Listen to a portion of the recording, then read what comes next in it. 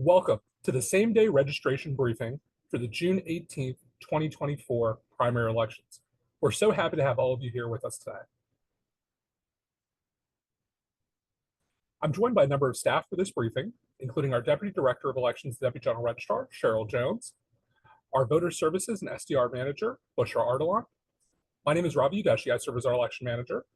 We have Gretchen Coleman, our Election Officer Manager, and a number of staff from our Training and Operations team, including the Training and Operations Manager, Sean Rogers, and 3 members of his team, Jean Tenson, Susan Burnell, and Steve Wake.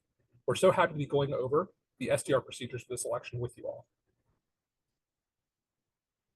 Well, let's start with an interactive poll. We want to know who's in the room with us today. So before this election, have you ever helped a voter with a same-day registration? Gretchen's going to open a poll on your screen and go ahead and answer yes, no, or if you're not sure, feel free to say that. And as you're all answering, we understand we have almost 200 same-day registration specialists with us here today, as well as about 150 chiefs and assistant chiefs. And let's see, of this group, oh, that's fantastic. I can see that almost 70% of you have, in fact, helped someone, a voter, with a same-day registration before. And then we have about 30% who have not. But whether you've helped someone with the same-day registration before or not, we're going to train you on the updated procedures for this election and also talk to you about some other opportunities for additional training.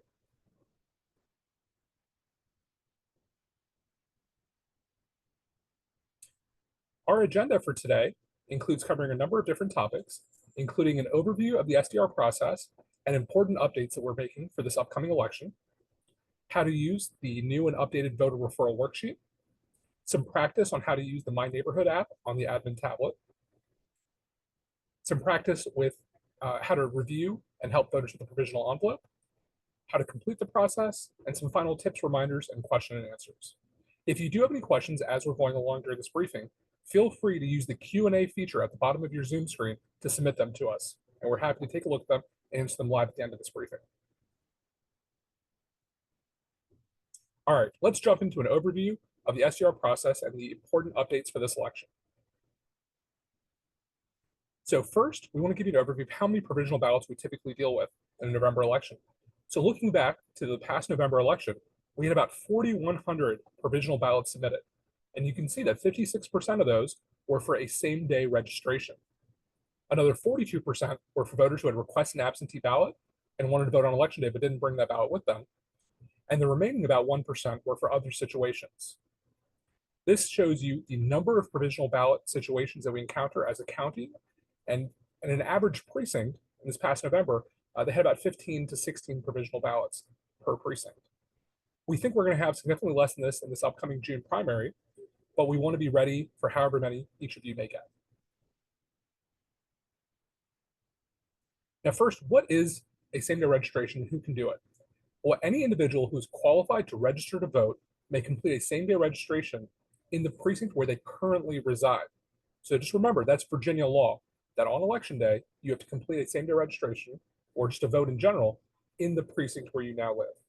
So this includes someone, for people who can do a same-day registration, includes someone who may not be registered at all yet in the state of Virginia, or someone who moved into your precinct but did not yet update their registration. Both those are situations where they could complete an SDR and have their ballot likely counted. Now keep in mind, same-day registration is very much a provisional process. And the provisional ballot is considered only if the voter registration form on the envelope is completed correctly and we determine the person is qualified to vote. That's why every same-day registration is put into that provisional envelope and then reviewed and researched by our office staff. So let's take a look at the provisional envelope. It's the same as what we've had for the last few elections. And on this envelope, on one side, it's the SDR part of the provisional process. On the top half of that envelope, it says Virginia provisional vote and same-day registration application. We also now print the letters SDR in large letters on that side of the envelope to help you confirm you're looking at the right side of the envelope. Now, for other provisional situations, anything that's not a same-day registration, you always complete the other side of the envelope, or I should say the voter completes the other side of the envelope. And on that side, it would say Virginia provisional vote, non-same-day registration. You'll also see some information on the flap. You can see at the top of the right picture in front of you. That's for our office staff to use. That's not for you or for the voter. So just remember, you always want the voter to complete the correct side of the provisional envelope.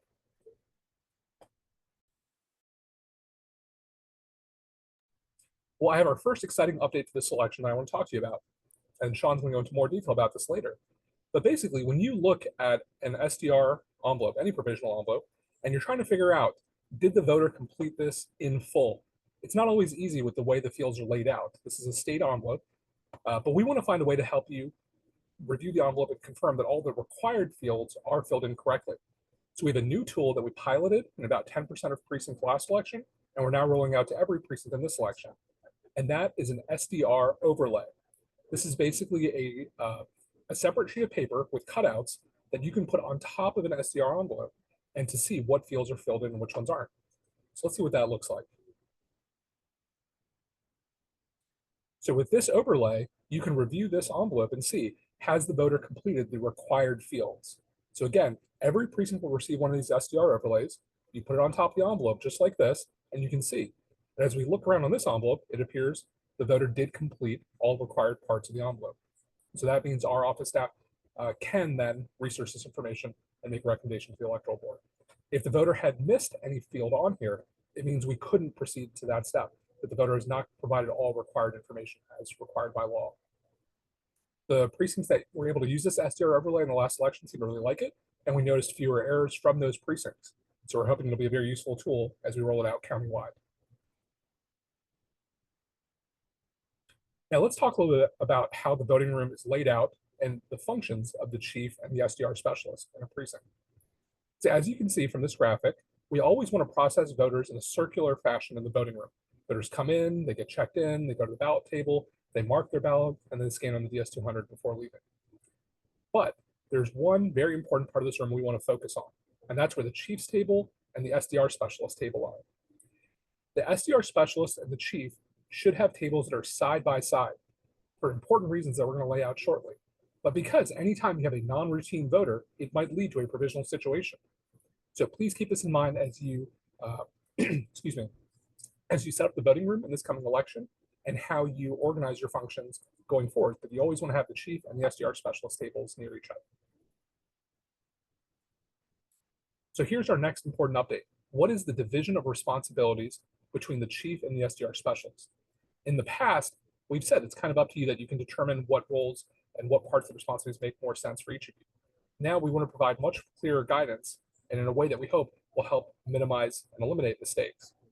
So first and foremost, it's going to be the chief or the assistant chief's responsibility to determine a voter's eligibility and whether or not they're eligible to do a same-day registration or other provisional.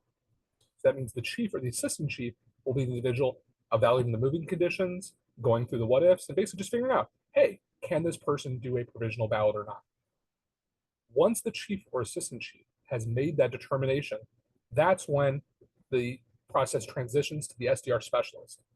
And the SDR specialist will then help the voter complete the provisional envelope, make sure that all fields are completed, and then make sure to add that to the provisional ballot log.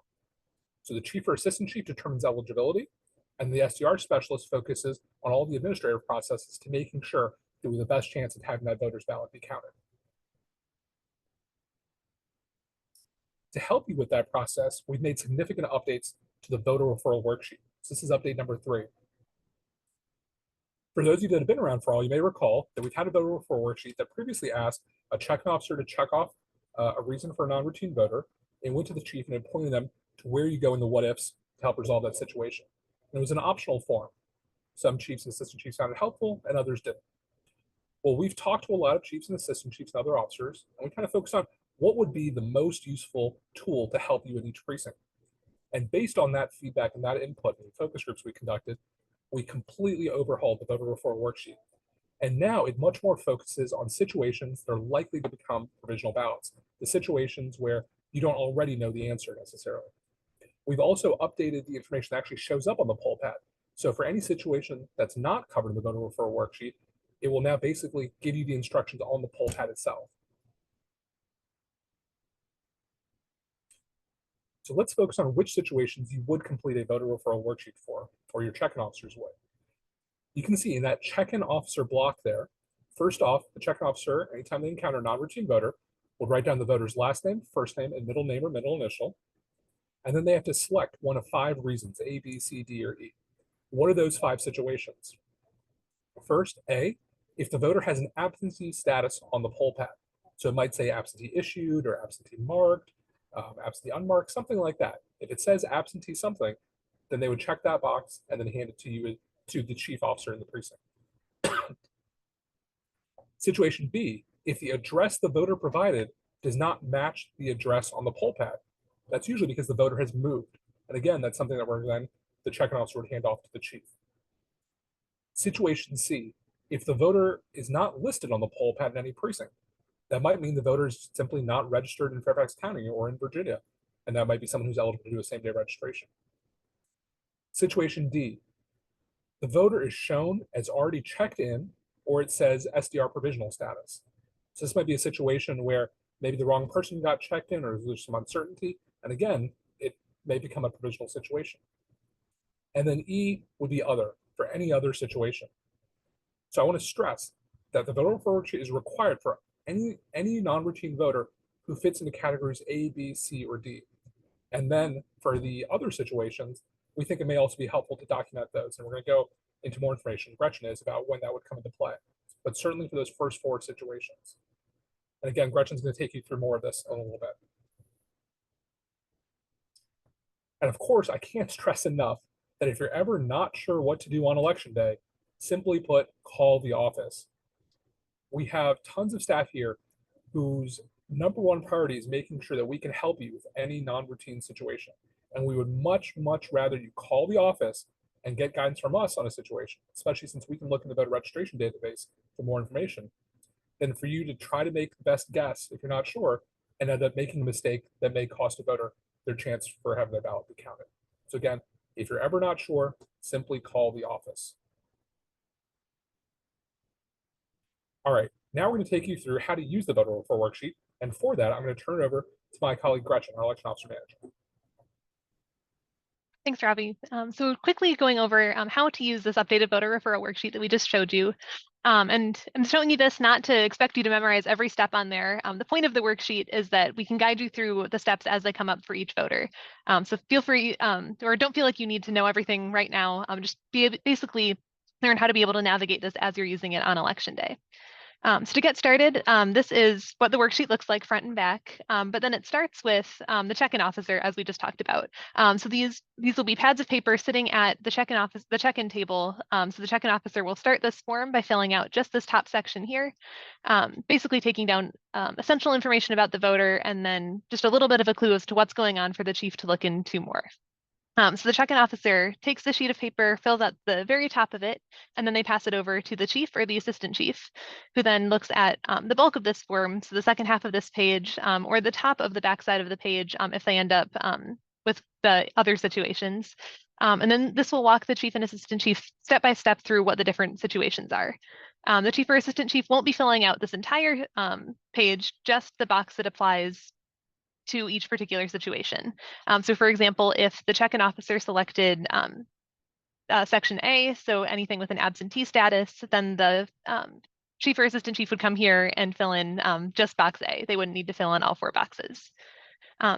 And the SDR specialist, for the most part, doesn't need to worry about most of what's on this this part of the form, but they will potentially assist the chief with using the My Neighborhood tool to look up the voter's address in the admin tablet to find their precinct and congressional district. And I'll walk you through what that looks like a lot more in depth in just a moment. So to reiterate, the check-in officer starts this worksheet. The chief or assistant chief looks into more information with the voter to determine whether a provisional is appropriate. And then the third step is if they determine that that a provisional is appropriate for this voter, then they pass this off to the SDR specialist. And the SDR specialist uses this checklist on the back of the form to make sure that they've completed the correct side of the provisional envelope fully and completely. So for SDR specialists, we can look at what this looks like a little bit bigger here on the screen. I'm not going to walk you through step by step what this looks like, because that's what election day is for, is to be able to just make sure you go through this, check off every single box for each of the provisional envelopes that you're working on. But you can get a general sense of what this looks like. If you served as an SDR specialist in past elections, we had a very similar checklist there for you, but now we've made it so you can have a new sheet of paper for each of the provisional envelopes that you're working on, so you can physically check off that once you've completed each of these steps. The one thing that I would like to draw attention to in particular on this checklist is this question number 6. So this is something new that we're asking of for every provisional envelope that's completed in your precinct, is that another officer is double checking to make sure that every field is completed correctly. Sometimes it's really easy if you're just looking at the same form every day that you might, or all day, that you might be missing just one little section, or you might overlook something. But if you have a second set of eyes on it, we can make sure that that doesn't happen and that everything is completed fully. And so you're able to pick whichever officer is kind of available and convenient to help you out with this. Sometimes it's easiest to have the chief and assistant chief or assistant chief there to perform that double check because their table is right next to yours. But if they're busy helping another voter or doing something else in the precinct, you're welcome to have another election officer who is not an SDR specialist help perform this double check as well. So if that's the case, you would just check off other EO and then write their name there. They don't need to be trained in SDR because they're really just making sure that every required field is filled out, just having another sanity check on there to make sure that everything is working well. So that is the voter referral worksheet in a nutshell. I'm happy to answer more questions if you have anything specific that comes up during the Q&A section. But now I want to get into the other big function that the SDR specialist will assist with on election day, and that's using My Neighborhood.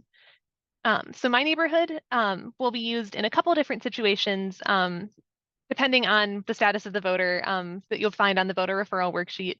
And that's essentially if you need to look up the precinct and or congressional district for one or more addresses relevant to the voter.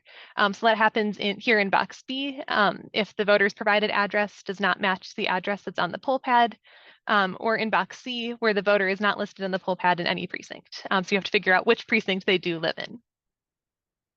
And so to do that, you go into your admin tablet taking a step back, the chief will hand the SDR specialist a partially completed part of the worksheet like this. So they would have the address written out, and then all the SDR specialist needs to do is plug in that address into their admin tablet so they can write in the precinct and the congressional district.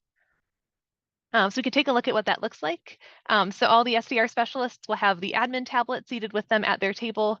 So they'll open the admin tablet and go over to the upper right-hand corner. You can see the little pink My Neighborhood app listed there. So they will click on that. And that takes them to a tool that allows you to search the addresses for any address here in Fairfax County. And it'll give you a wealth of information about that. So you go here and then you search. You can see, follow my mouse right up here is where you search the address. And then once you go from there, search the address here, and then it'll show you the voting precinct in the US congressional district in the green box right here. Before there was a little bit more scrolling, so you had to look a little bit further into the app to find that information, and we've been able to work with developers to make sure that that information is front and center for all of our election officers. So let's do a little bit of practice. So if we search an address up here, and then it'll give you this box where you can find the precinct and the congressional district. And just to make it a little bit easier to read, I've blown it up here. So I'll give you just a second to take a quick look. And you can see that the precinct we're in is 315 Pimmit, and you can see the congressional district is the 8th US congressional district. So that's really straightforward. You just need to be able to search the address and know where to look on the app to find that information. So then if you go back into the voter referral worksheet, you're able to fill in that information from before. And that's all you need to do to assist the chief. The chief and the assistant chief will then take that information and evaluate whether a provisional is appropriate using some more information in the chief's notebook. So if you're a chief and assistant chief watching this, it's good for you to know that you'll have some help filling out using the My Neighborhood tool. And then don't worry, we'll cover the moving conditions in a lot more depth in the chief's briefing, which we'll have going on in just a couple weeks to make sure you're well prepared with how to handle those situations on election day. One last thing I wanted to mention with using My Neighborhood is if there are any issues finding an address or you're having any issues utilizing the My Neighborhood tool, don't hesitate to call the office. It could be that if you search an address, it's not located in Fairfax County, but there are also some addresses, particularly in the Fort Belvoir area here in Fairfax County, that aren't listed in my neighborhood. So if you're trying to search an address and it's not coming up, feel free to call the office and we can clarify what that information is for you. And so those are kind of the main functions of what the SDR specialist does. And now we want to turn it over to Sean, who will give you some more hands-on practice using the provisional envelope. Thanks, Gretchen. Here we have 6 practice problems for you. Let's imagine the voter has now voted their provisional ballot, and we're going to check to make sure that the envelope is completed. So since we've introduced a couple of new tools for you, namely the SDR overlay to place on top, we're going to kind of walk through a couple of sample completed provisional envelopes and see what we have a couple of interactive polls so you can answer on your screen what you see is missing. So here we see an example provisional envelope filled out. This is what it would look like normally. Then this is just the top half, the first couple of sections, so that you can read it a little bit easier. If we place on the overlay on top of this, and again, just the top half of the overlay, it's a full sheet of paper, you can see that it highlights, or rather, it takes away the sections that we're not as concerned about. We want to make sure that the voter has answered the required questions. So we'll go ahead and open up a poll, and from the choices at the bottom of the screen and on your poll, there are the options for what is missing from the voter on this provisional envelope. We'll give you a couple seconds, maybe 10 or 20 seconds here to take a look, knowing that you'll have this overlay applied, and see what jumps out to you. And we'll wait just a couple of seconds, and then we'll give you guys the answer.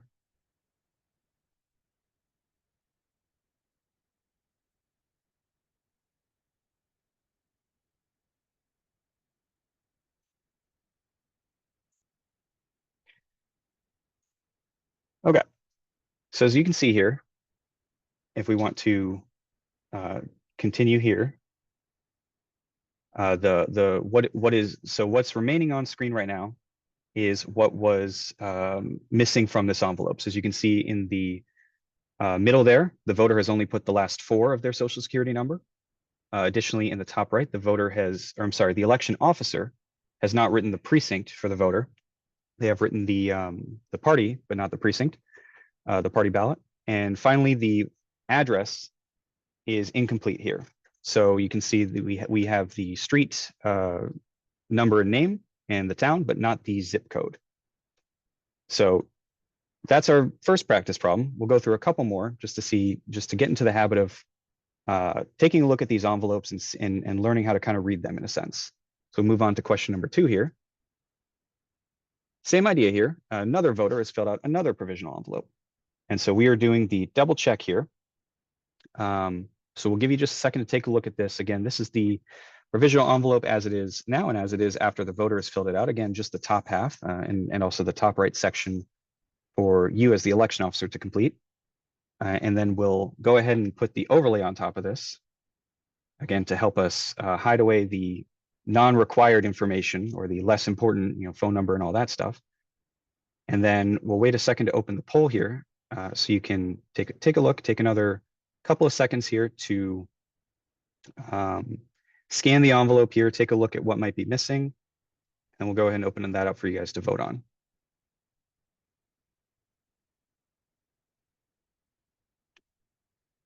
And so again, I'll give you a few moments here. Similar thing, what jumps out at you? What do we see missing? Give you guys just a second there.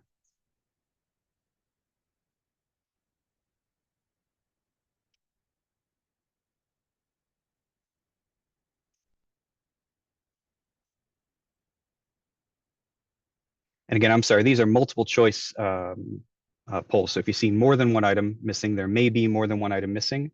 Go ahead and click all that apply. I know the last one was 3, and again, this one may be more than 1.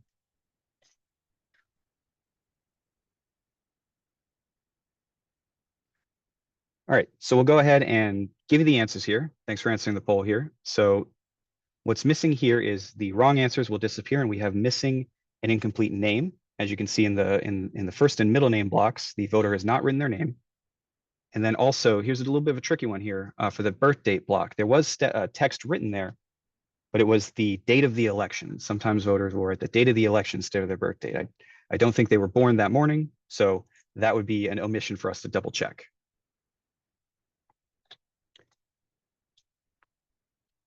So moving on to another problem, I said we have several of these to run through because this is going to be, again, kind of one of the main functions of the SDR specialist is to make sure that voters are filling in all the required forms. So that's why we're kind of drilling on several of these. So for this envelope, again, this is the SDR side of the provisional envelope. We can see here what it's filled out with. We'll go ahead and put the overlay on top of this. And then we'll go ahead and give you a couple seconds again to take a look, see what is missing here on this form. And then while you're looking at that, we'll go ahead and open up the poll again.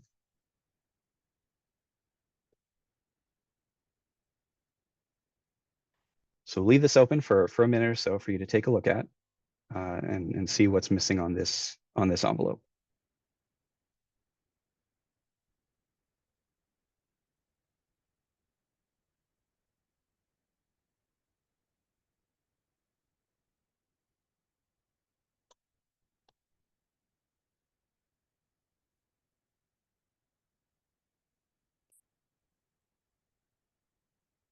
Okay, just a couple more sections here, or sorry, a couple more seconds here for the poll to continue, and then we'll go ahead and let you know the answers here if we want to reveal the right answers. We can see here that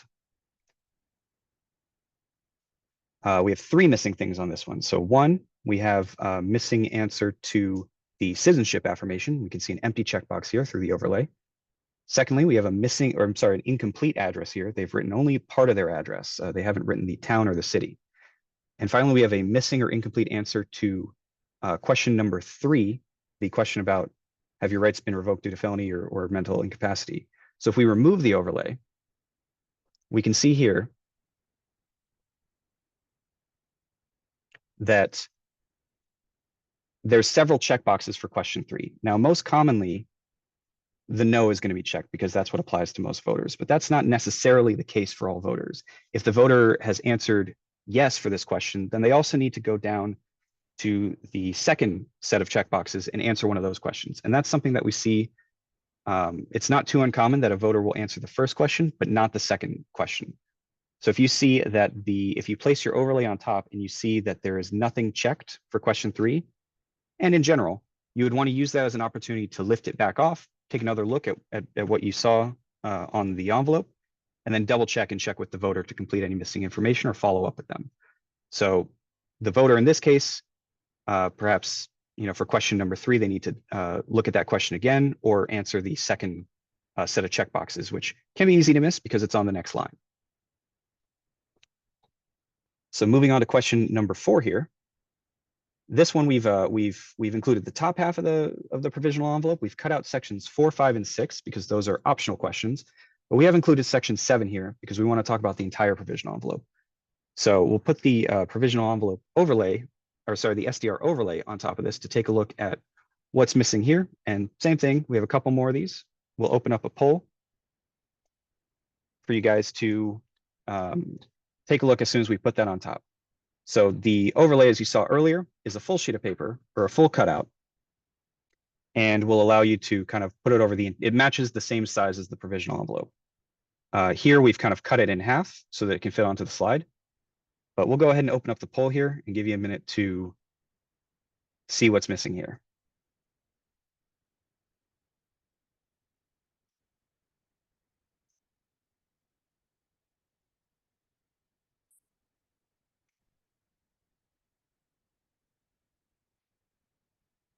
So another 5 or 10 seconds here for you guys to vote.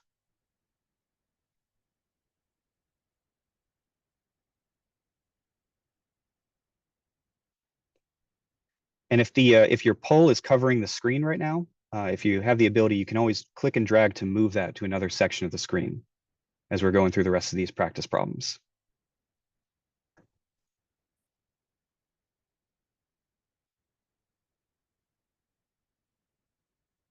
All right, so we'll go ahead and let you know what was going on with this provisional envelope. In this case, it was both signature blocks. This one was kind of an easy one. The voter actually filled in all the required sections in the top section. We see nothing missing, but they didn't sign it, And then we, as the election officer, also didn't sign it and didn't check off those two left-hand boxes in the bottom left corner there. And also the voter didn't date, but they also didn't sign it. So those would be the two missing ones there. And the SDR overlay helps you with the sections that the voter fills out. But again, that very bottom corner in both sections in the top right corner, those are sections that you as the officer would complete. So the point where you would put this overlay on is after the voters fill out their sections, you filled out your sections, then you have this to check. But since Ravi mentioned earlier that the SDR specialist is helping with all provisional situations, the next practice problem number 5, is the non-SDR side of the envelope. So as you can see there, it's slightly different. You saw an image of it earlier. Here's an example of how it might be filled out. We don't have an overlay for this one. We just have the SDR overlay. So, but it's the same thing. There's a section for the voter to fill out, sections 1, 2, 3, 4, 5, and 6. And then the officer to fill out in the bottom and sign. Here we've just shown you the top part of the envelope here. So this one you'll have to do it the old-fashioned way and take a look at the envelope without the overlay and see what is missing here. So again, from the options on the screen there, missing social security number, missing or incomplete name, missing or incomplete address, or missing the date of birth. We'll open up a poll and help you be able to scan and read this side of the envelope.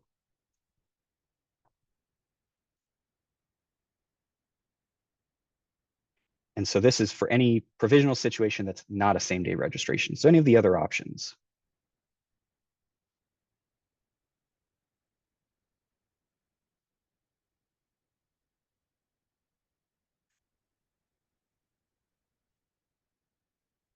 So we'll go for just a couple more seconds here because you don't have the overlay to help you with. So we have to scan this a little bit more carefully. Remember, it says on the form, starred items are required, and you can see next to all of them there.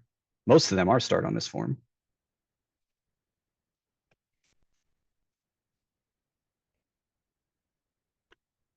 All right, we'll go ahead and close down the poll and show you the answers here. We'll highlight on the screen the sections where the missing information was. As you can see, it's the voter didn't write their last name. They just wrote their first in the middle. And the same thing for their date of birth. They just gave us the year of birth. And you can see the date of birth is required there for all parts of their date of birth.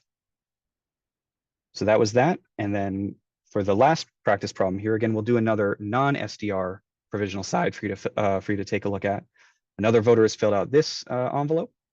We'll give you another 15 to 30 seconds to take a look at here, scan through to see what's missing. And we'll open up a poll for you here.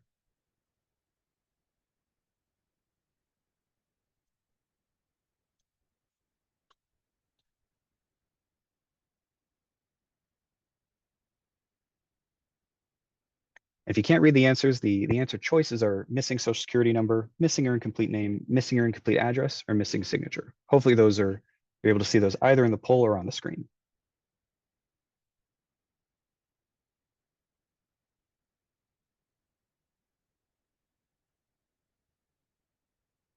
All right, just a couple more seconds here. And we'll go ahead and close down that poll and tell you the answers here. So again, we'll highlight the sections that were missing. You can see here there's 2 here. One, of course, the voter didn't sign the envelope. This is the whole section that they need to complete. They went through all the way through box 5 and didn't sign it. Secondly, if we look at the address block, they did write something there, but they just wrote the street name and not the number. They omitted the street address. So that would be an incomplete address, right? Without your house or unit number, it's not a complete address, right? So we'll want to be pretty careful in all circumstances, but be pretty careful when we're looking at what information the voter has provided to complete these envelopes.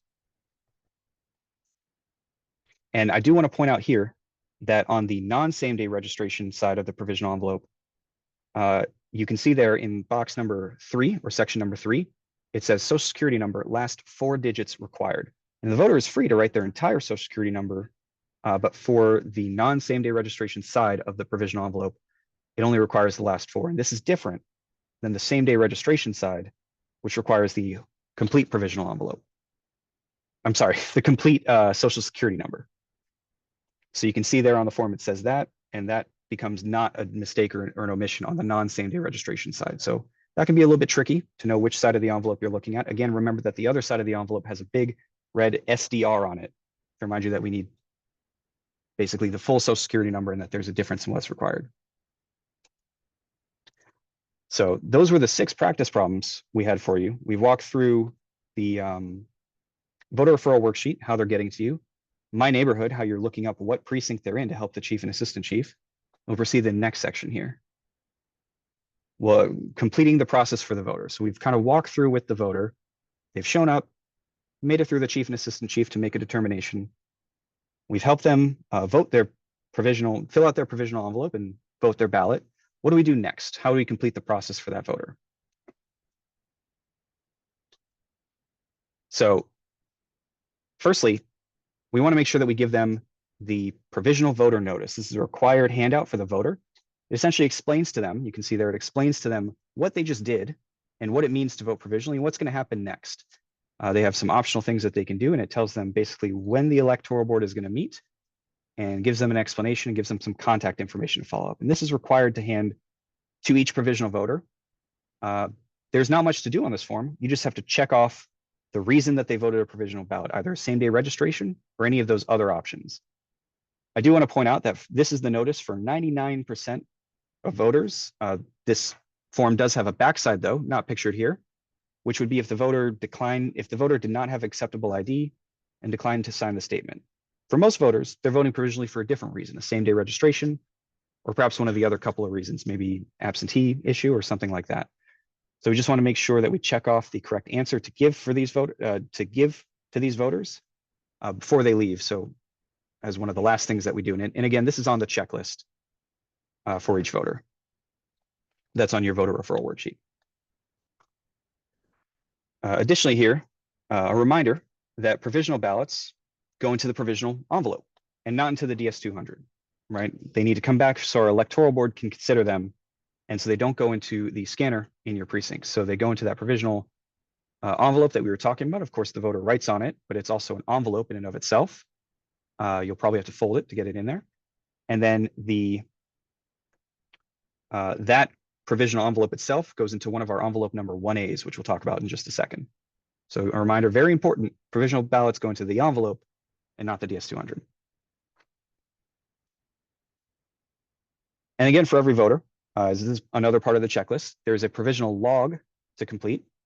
This is not new or different, but it's required that you basically enter into the log so we in the office know and we can start matching up and preparing our list of provisional voters. On your admin tablet, there's an icon there. You can see it says provisional log. It'll be your top left icon. So if we tap on that icon, we will see the form to fill out. And it's essentially the same information that's on the provisional envelope. So we want to know the ballot party, the provisional ID number, which is going to be on top of the flap that you saw. That's important for our office staff here to start to prepare, looking into what's going on with all these, prepare and do the research they need to do. And the form continues there. We didn't include the entire form, but it's the same information, their last name, their first, your precinct, of course, and then the voter's information, everything that they filled out on the form. One thing I do want to mention is that the provisional ballot log is only for new entries. So once you've submitted something, you don't get to see what you've already submitted. So as best practice, we suggest that you, whenever you finish entering a provisional ballot into the log, place a small check mark up in that top right section where you're already writing the ballot party and the precinct, to help you remember as a visual cue that when you have this provisional ballot or this provisional envelope, I've already entered into the log. So we don't want to alter anything that the voters entered, but we have a little place to put a check mark so that we can internally, or you and the precinct can track that, hey, I don't need to submit this again. I've already done it, just right there. And so I was talking a little bit about the 1A envelopes. These are envelopes that the provisional envelopes themselves go in. So in a dual party primary, we'll have 4 1A envelopes in the precinct. There's one for each party primary and one for whether it's an SDR or a non-SDR provisional ballot. So just make sure, you're using, depending on which side of the provisional ballot you filled out and what the ballot party is, it'll go into one of these 4 1A envelopes if you're in a precinct that has a dual party primary. If you have a single party primary or in a general election, you just have 2 provisional envelopes, one for SDR and one for non-SDR. But because we track everything by the party primary, you'll have 4. So just be sure that it's going into the correct envelope once you're done with the process. And with that all being said, we've finished we've gone through the steps for each voter, and we've finished the process for what to do start to finish in the precinct. I'm going to hand it over to Ravi here to talk about some tips and general reminders for you. Thank you, Sean. So just a few, excuse me, important tips and reminders. So the first one is simply put, don't forget that you need to write the precinct number and the party in the upper right corner of that provisional envelope. Do not forget that, please, because otherwise, when they come back to our office, we have to review them and add that information ourselves. And especially if you're in a precinct having a dual party primary, and if you don't label that envelope, then it's very hard for us to know what ballot is in there. And if you remember, the electoral board, until the electoral board decides whether or not to count an envelope, we can't open it. So again, just make sure to add that information on the envelope.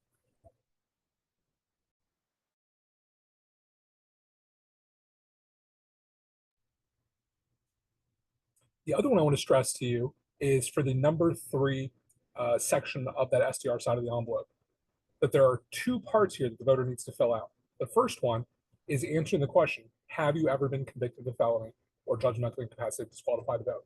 Every single provisional, SDR provisional voter needs to check either yes or no for that. And then if they check yes, then they need to select something in the second set of checkboxes. We see so many provisional envelopes, and Busher and Cheryl can speak more to this, where the voter only completes the bottom set of checkboxes because they're kind of they're looking from left to right on the envelope, and they see those 2 checkboxes, they mark something, and they don't realize the other checkboxes are there. I have one very simple rule in life, among many, but it's I want to keep Bushra happy. And Bushra is a happy person if she gets completely and fully completed SDR envelopes. When we receive envelopes that are not completed in full, Bushra is not happy. And that makes it more challenging for us here in the office, because then Bushra comes over and asks us, why didn't this election officer catch this? And we say, you know what? We don't know. So please remember to check this. It's one of the most important things that you'll catch with the SDR overlay, and just make sure the voter has completed this.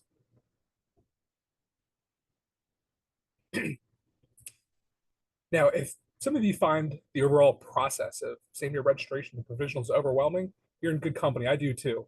I was a chief for a number of years, and the laws have changed a lot over the last 4 or 5 years to add all these new procedures and responsibilities that make things more challenging. And we hear that and we feel that in this office as well. That's why we're making some of these changes to hopefully make the process easier for each officer. So as you recall, now it's the chief or assistant chief's responsibility to determine whether a voter is eligible to vote or not. And then it goes to the SDR specialist to ensure that envelope is completed correctly. By dividing those responsibilities, we're allowing each person to focus on what they do best. Chiefs and assistant chiefs have always had to review moving conditions and other eligibility situations. And even the situations that are now SDR provisionals are situations that chiefs years ago would have been dealing with. They just may not have become a provisional or an SDR in every case. So we're making these goals to try to get down to a point where we have 0 errors. We realize that we're all human. We're not going to get to exactly 0, but we want to make the best chance we can do to get it down to as close to 0 as possible. So we're providing you with updated procedures and new tools to help you with that process. Because at the end of the day, we want to ensure that every provisional voter has an opportunity to have their ballot counted. If someone comes in and does an SDR provisional and they don't actually live in Fairfax County, they're not actually eligible based on another registration issue, well, we'll figure that out. Our office staff will figure that out once they process that envelope. What we don't want to have happen is that we can't even get to that stage because the voter forgot to fill in their zip code and an election officer didn't catch that, right? We want to give every voter the opportunity to potentially have their ballot be counted. And so if you have any issues or questions, I want to stress again, simply put, call the office. We want to help you out. So let's recap some of the things that we've talked about today and some of the updates that we're making for this election.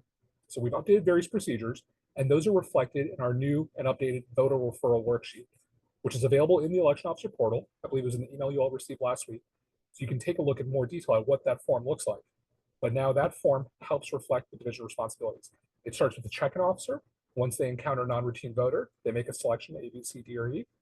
Then it goes to the chief or assistant chief, who then determines what's the situation and should the voter, is the voter eligible to cast an SDR or provisional ballot. And then it goes to you as the SDR specialist to follow the checklist that's on that form now to ensure that you follow every step. As part of that, we have that double check in there. That's something that's very important to us as an office and to our general registrar and director of elections, that every provisional envelope gets a double check. So again, we have the best opportunity to have each voter's ballot be counted. The second major update is that we updated the My Neighborhood app, as Gretchen went through, and it now has the congressional district information within My Neighborhood. So you no longer need to use a separate tool to identify the congressional district. In elections past, you have to use that precinct locator, the paper version of the one on the admin tablet. That has all gone away. It's all within My Neighborhood now. And finally, we have that new SDR overlay to catch any errors or omissions on the envelope. So that's for the SDR side of the provisional envelope, not the non-SDR side, but that's the tool that we're adding now to help you identify those. I saw someone in the chat ask if we could create an overlay for every form. I don't know if we can do that, but we hope this is an important start to catching any errors on the SDR provisional envelopes. All right, what are the next steps after this briefing? Well, if you're an SDR specialist, we need you to take an attendance quiz in the portal, and we'll send you an email with a link later today for that. And we strongly encourage you to sign up for an SDR workshop, and I'll talk more about that in a moment.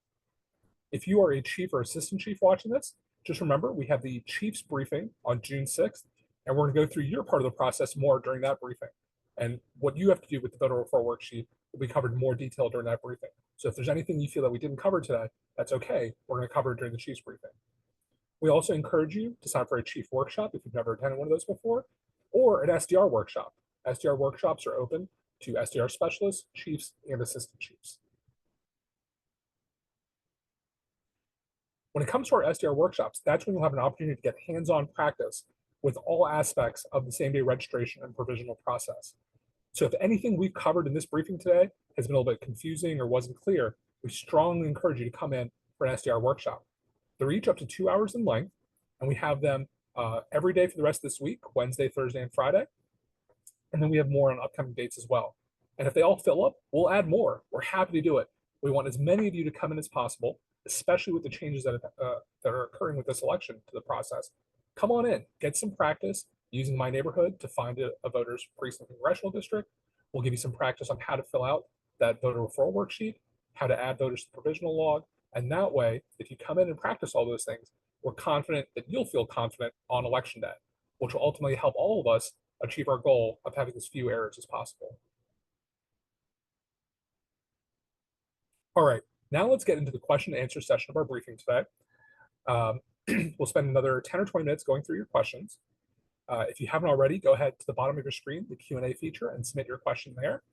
And remember, if we're not able to answer your questions today, we just don't have time, or if you have a question that's very specific, you're always welcome to send us an email or give us a call at the contacts listed on the screen.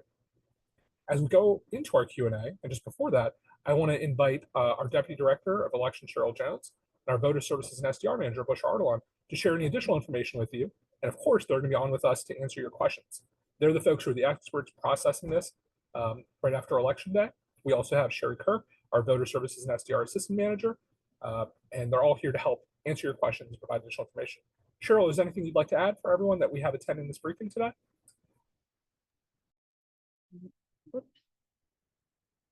No, I just want to thank everyone for, especially the SDR specialists, for stepping up to take on this job. I know it seems daunting. There's so much that seems so complicated. It seems like there's so much.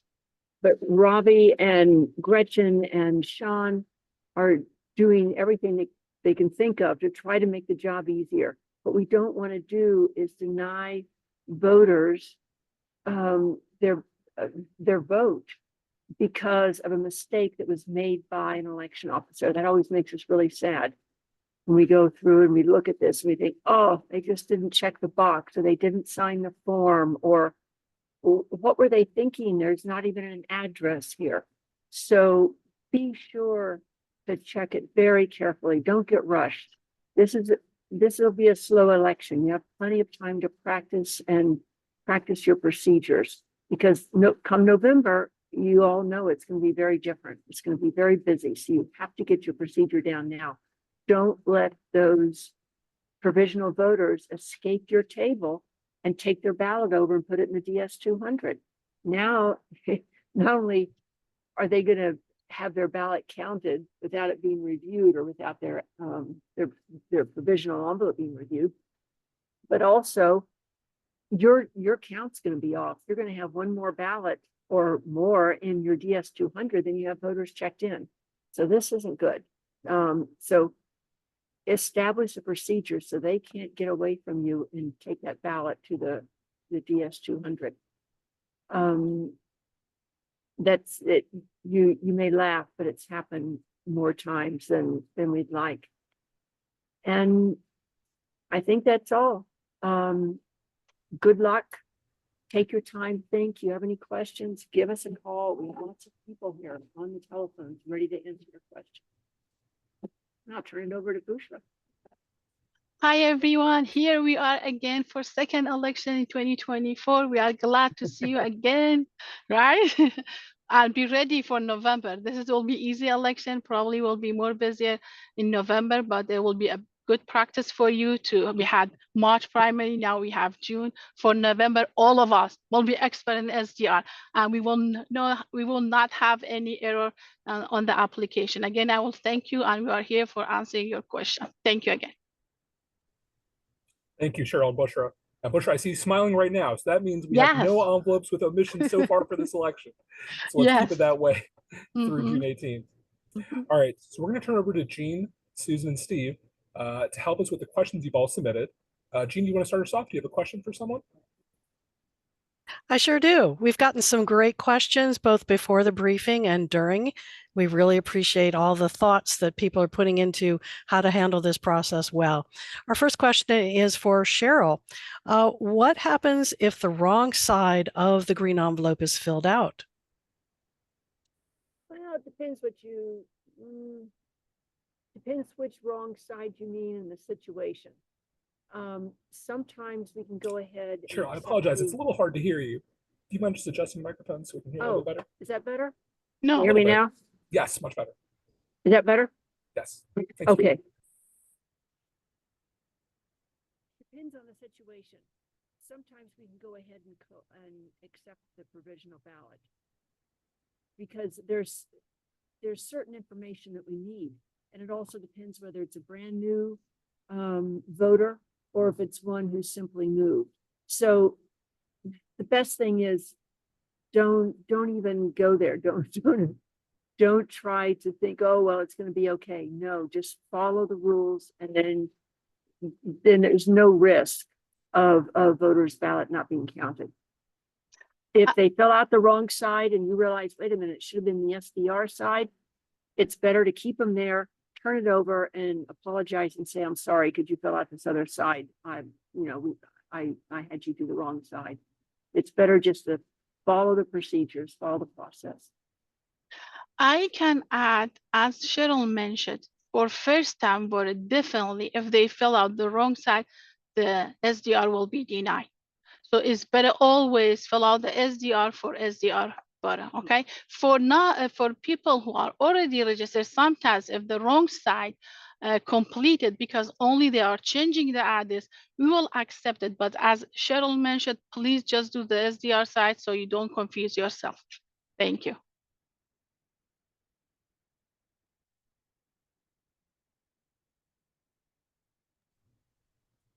Do you have another question? Okay, so we've got another question here. Does the SDR specialist sit at the table all day or only when they're needed? Gretchen, can you take that one? Yeah, I can answer that one. So it depends on I guess the answer is it depends on how busy things are going in the precinct. So if there's kind of a steady stream of provisional voters coming in, then it makes sense to just keep the SDR specialist at the table so they're ready to assist. It could be that if it's a quieter day, the SDR specialist can rotate into some of the other positions that the other election officers are working on and then just get pulled away to do a provisional if a voter comes in.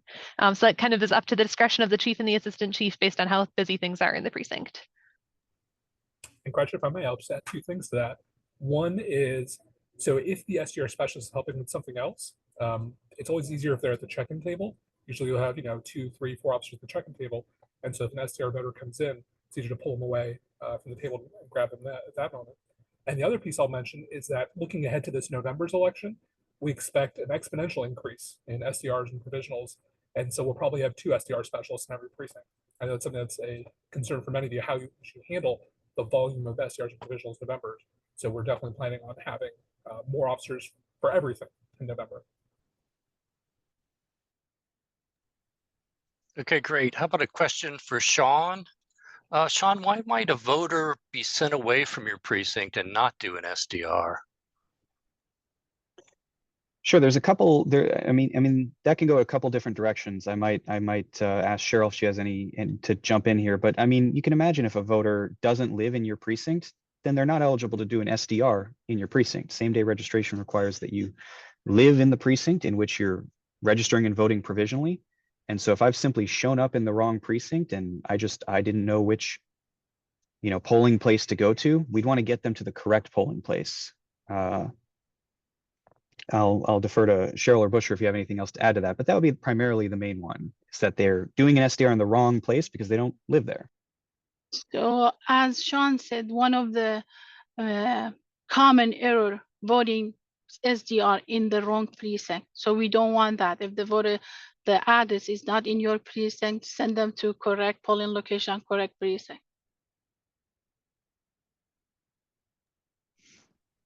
Okay, so then Gretchen, if the SDR specialist is busy, who should help them? If the SDR specialist is busy helping another SDR or helping with another SDR provisional voter, or if they're on their break, then the chief and assistant chief are trained and they're able to step in.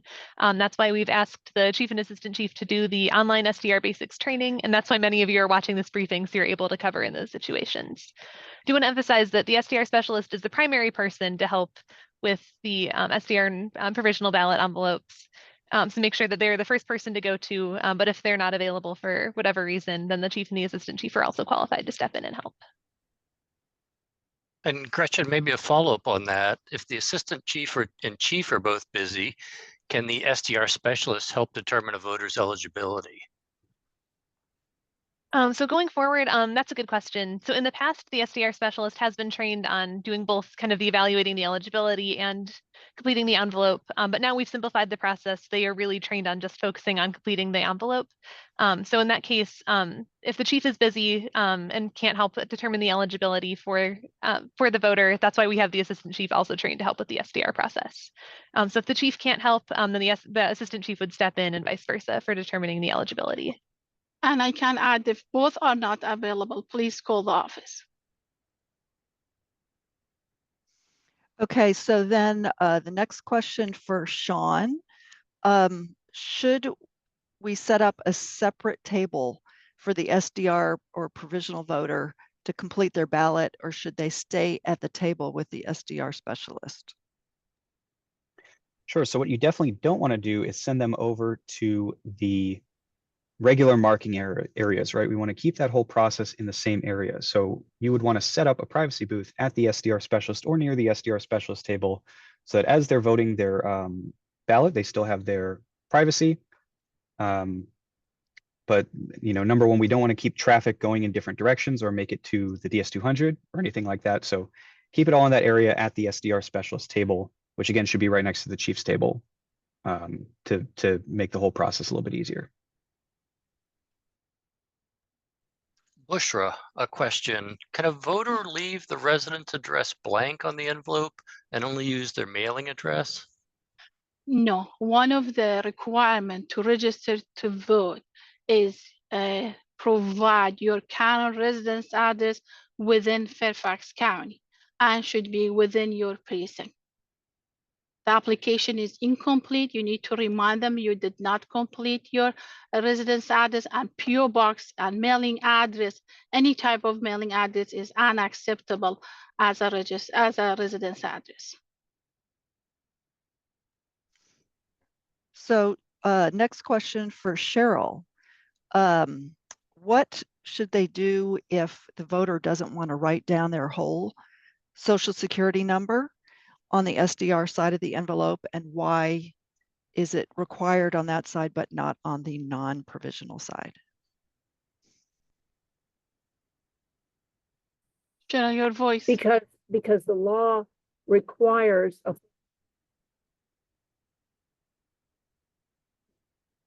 Cheryl, your voice. Yeah, Cheryl, unfortunately, your audio is cutting in and out. I think, Bush, correct me if I'm wrong, the simple answer is the law requires it for the SDR part of the envelope and doesn't require it in the same way on the other side. An SDR is a voter registration that requires a full social security number. Is that correct? Yes, it's correct. For voter registration, especially for first-time voter, they need to provide their full social security number.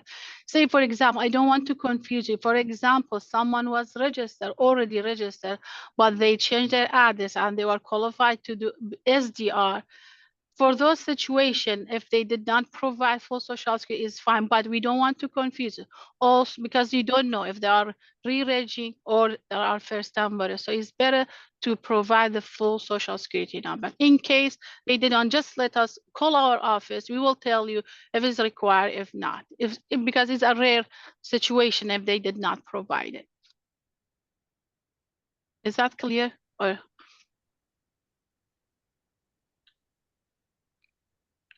Gretchen, can I just add one thing? If the voter if they still want to register, but they don't want to write down their social security number, you can give them an application and they can go home and fill it out and mail it to us, or you can tell them they can go online and register to vote online. They won't be able to vote in that election, but they'll still be able to register to vote.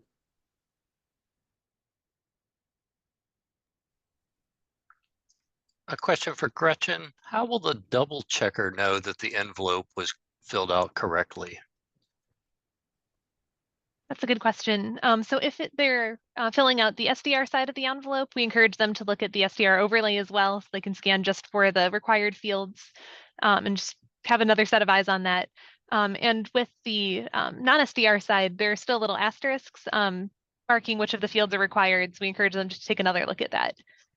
Really, the point of having someone there as the double check is that it's just easy you think you're completing everything right and you're looking at it, but one set of eyes will relatively easily miss something. So just having another set of eyes is just another way to ensure that everything is filled out completely. If two people are looking at it, the odds are pretty good that everything will be completed accurately.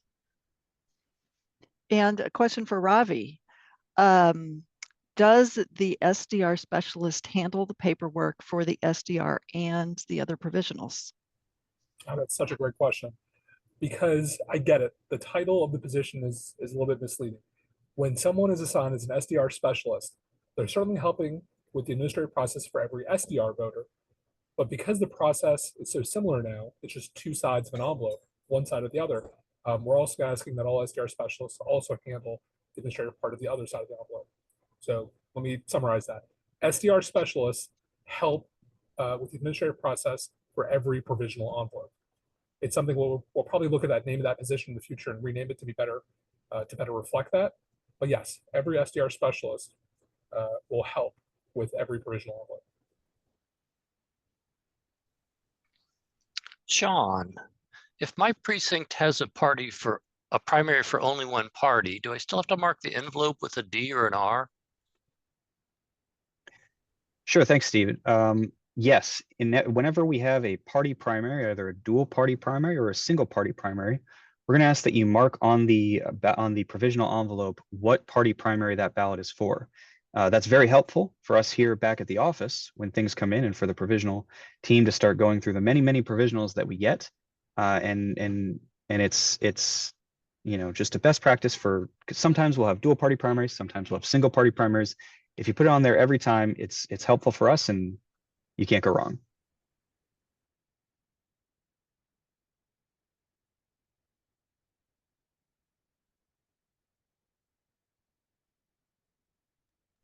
Sorry Gene, about do you have that. any final questions? Susan, go ahead. How about this? If there are minor errors on the envelope and you need to get a new one, what do you do with the old one?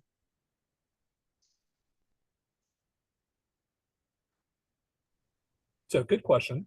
So if a voter makes a bunch of errors on an envelope, then you would spoil that envelope, write spoil on the face of the envelope, and return it in envelope number 8. Cheryl Busher, is that correct, or would you like that handled in a different way? I see Cheryl nodding, so yes. We hope it doesn't happen very often, but yes, if that happens, you can do that. Yeah, but do not write on the envelope, please. Like not last, I think November, we had chief write down by themselves on the envelope. We don't want that. Only the voter is writing their information.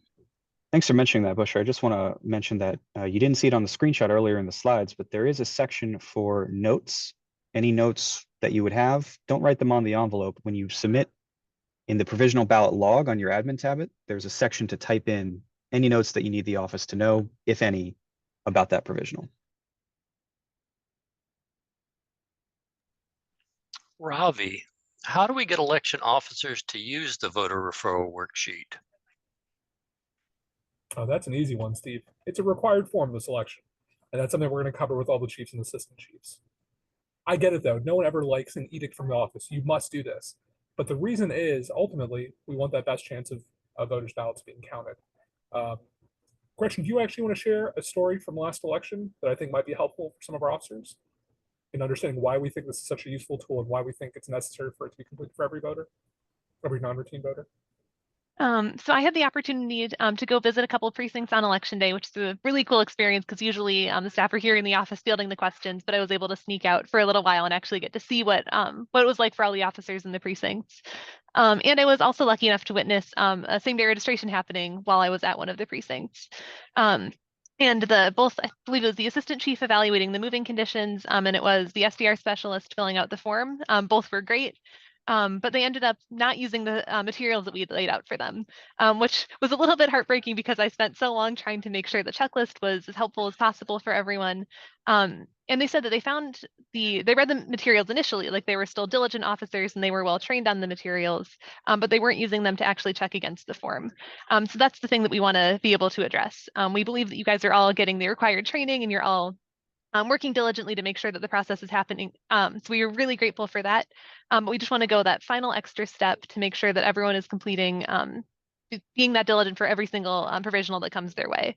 So that's why we have a worksheet rather than just a laminated piece of paper that you would read and reference. We have a worksheet that we're encouraging you, requiring you to mark up and actually work through the process for every provisional voter to make sure that same level of initial diligence is applied to all the provisional voters you work with all day. And let me just add to that. So Gretchen herself witnessed officers who unfortunately didn't follow the procedures in a way that could jeopardize that voter's ballot being counted. And in the last major election, that actually happened more than 200 times countywide, that something happened where a voter's provisional ballot couldn't be considered or counted due to essentially an election officer error. That's why it's so important to us to provide you the tools and resources and instructions to drive that down to 0. We don't want a voter's ballot to not even be considered because of an error on the envelope. And so we hope you will use the tools that we're providing. And then we use that in determining how we make assignments in the future, right? If there are issues occurring in a precinct and we can go back and look and see, well, how did this happen? Is this just a training issue? Do we need to go back, provide better instructions? Well, that's on us. But if we provide those materials and instructions, but then they're not used or completed correctly, then we take that into consideration as we decide whether to assign officers to which precincts we assign them and which positions we assign them. Overall, though, please don't let the message get lost. Overall, last election, we had some great SDR specialists, chiefs, and assistant chiefs in the field. But we're making these updates to selection to hopefully make each of your roles clearer and simpler. That's it for the questions. If you have further questions after this webinar, by all means, email us, call us. We are here to answer any question you might have. Jean, before we leave, I see a lot of question about the felony question. Many of the chief, they have concern about the felon.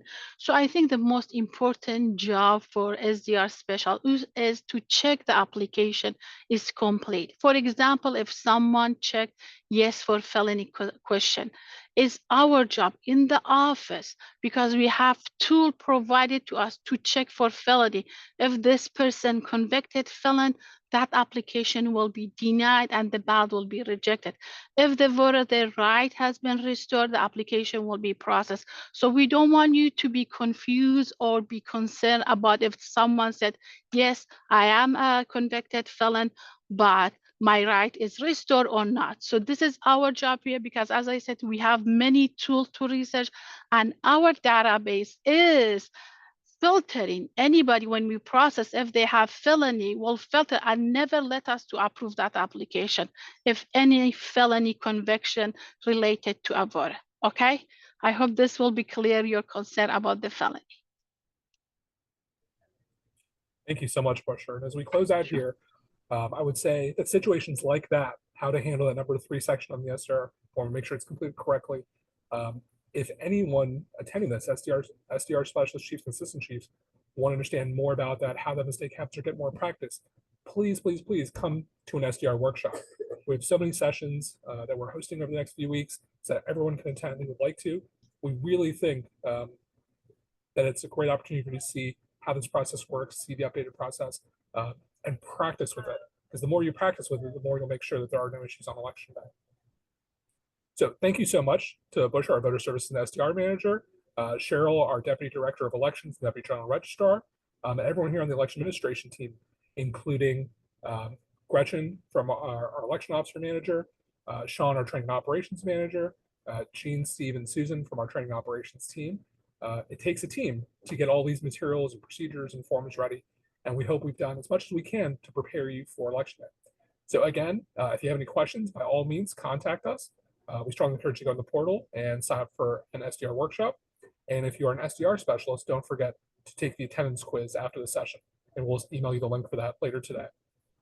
Thank you very much, everyone. We really appreciate you joining us for this SDR briefing in advance of the June 18th, 2024 Democratic and Republican primary elections. We hope you have a wonderful election day. And again, don't hesitate to ever call us if you need. Thanks a lot, and have a great election.